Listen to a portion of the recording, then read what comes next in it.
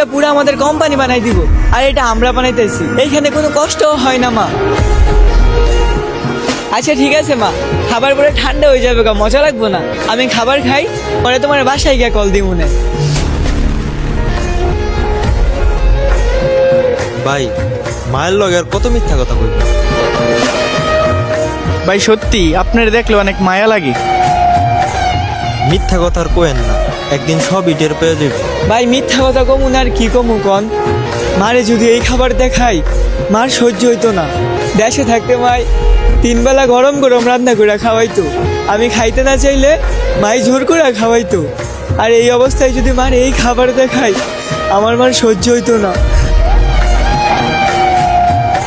ভাই দেখেন আমি এখানে নতুন আইছি, নতুন এই যদি এত কষ্টের কথা কই, আমার মায় সইতে পারবো না।